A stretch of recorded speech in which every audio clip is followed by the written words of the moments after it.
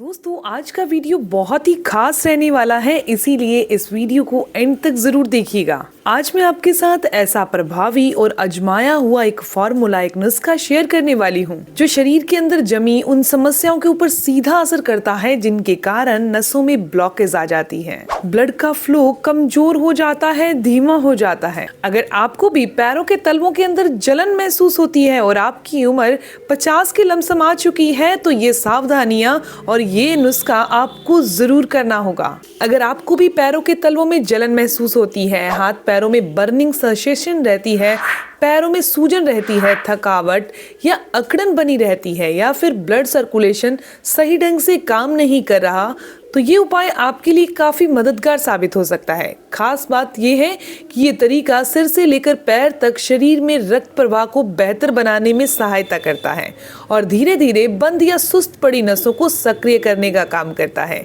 हमारे देश में आज बड़ी संख्या में लोग इस समस्या से परेशान हैं, जैसे कि पैरों में जलन होना, सूजन, दर्द, अकड़न और भारीपन। ये सभी दिक्कतें आज के समय में काफी आम हो चुकी हैं। लेकिन क्या आपने कभी सोचा है कि इन सब के पीछे असली कारण क्या है? दरअसल इन सभी समस्याओं की जड़ में एक ही वजह होती है, कमजोर ब्लड सर्कुलेशन और नसों में रुकावट। जब शरीर में खून का प्रवाह सही तरह से नहीं हो पाता तो उसका असर सबसे पहले पैरों में दिखाई देता है। पिंडलियों में जकड़न आने लगती है, चलने में दर्द होता है और धीरे धीरे समस्या बढ़ती चली जाती है।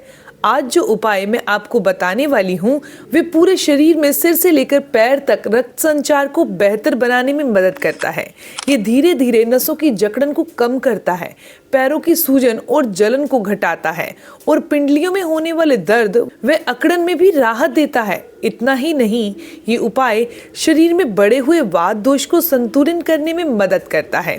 इसकी वजह से नसों और जोड़ों से जुड़ी हुई कई समस्याएं अपने आप कम होने लगती हैं। तो चलिए जल्दी से जान लेते हैं ये असरदार उपाय कौन सा है और घर पर कैसे तैयार करना है। आपने भी ये महसूस जरूर किया होगा कि कई बार पैर बहुत भारी भारी से लगने लगते हैं। रात के समय तलवों में जलन होती है, कई बार तो सुइयां चुभने जैसा एहसास होता है, टखनों में सूजन आ जाती है, दर्द बना रहता है, चलने फिरने में भी परेशानी होने लगती है। कुछ लोगों को झंझनाहट इतनी ज्यादा हो जाती है कि चैन से बैठ पाना भी मुश्किल हो जाता है। सर्दियों के मौसम में तो ये दिक्कत और बढ़ जाती है। ऐसी स्थिति में अक्सर लोग क्या करते हैं, जैसे ही दर्द या जलन बढ़ती है तुरंत बाजार जाकर कोई दर्द निवारक दवाई ले आते हैं और बिना सोचे समझे उसका सेवन करने लगते हैं। लेकिन यहाँ एक बहुत ही जरूरी बात समझना जरूरी है, दर्द की गोली इस समस्या का इलाज नहीं होती। वे सिर्फ कुछ समय के लिए दर्द को दबा देती है, अस्थायी राहत देती है। अंदर जो असली कारण है वो वैसे का वैसे रहता है।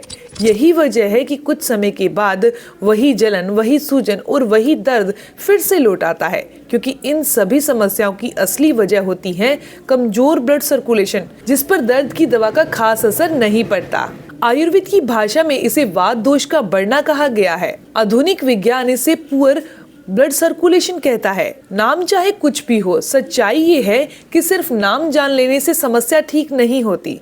फर्क इस बात से पड़ता है कि आप इसे सुधारने के लिए कौन सा उपाय अपना रहे हैं और उससे आपको वास्तविक राहत मिलती है या नहीं। और पूरे विश्वास के साथ मैं कह सकती हूँ कि आज जो तरीका मैं आपको बताने जा रही हूँ उसे आपको इतना अच्छा फायदा मिलेगा कि आप खुद चौंक जाएंगे कि साधारण सी नेचुरल सी चीज और इतना दमदार असर। ये उपाय आपके ब्लड वेसल को रिलैक्स करता है, जिससे खून का बहाव बेहतर होता है।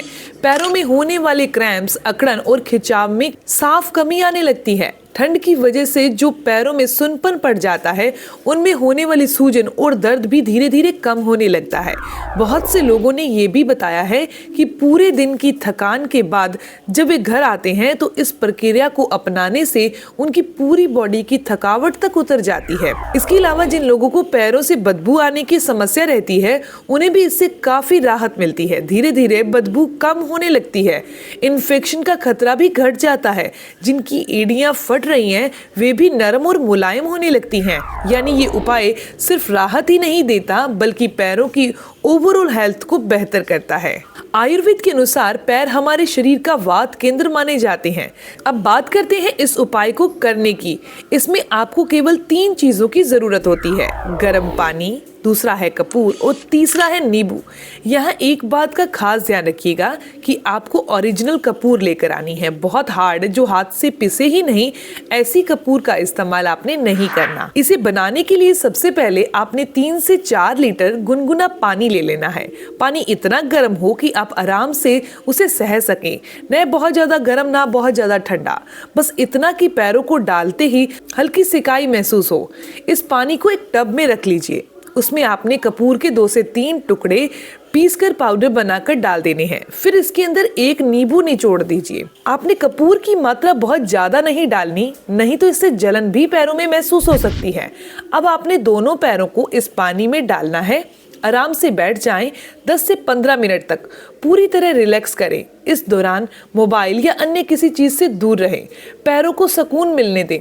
जैसे ही पैर इस पानी में जाते हैं, ब्लड सर्कुलेशन तेज होने लगता है, नसें धीरे धीरे रिलैक्स होती हैं, जलन, दर्द, झंझनाहट व सूजन में काफी हद तक राहत मिलने लगती है। इसका असर सिर्फ पैरों तक सीमित नहीं रहता बल्कि मन भी शांत होता है और नींद गहरी आती है।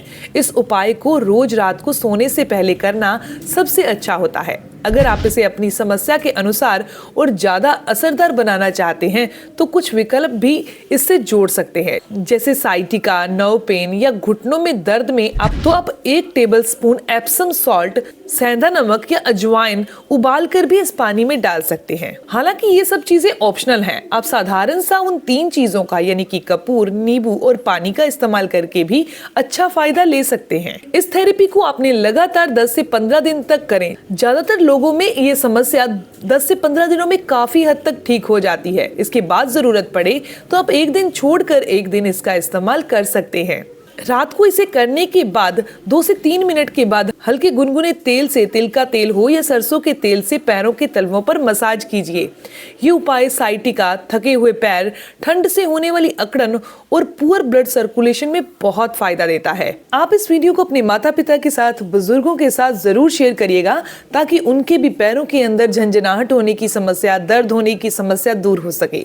और ऐसी ही जानकारी लेते रहने के लिए आप दिव्या धवन चैनल को सब्सक्राइब कर लीजिए। मिलते हैं दोस्तों नेक्स्ट वीडियो में, तब तक के लिए गुड बाय।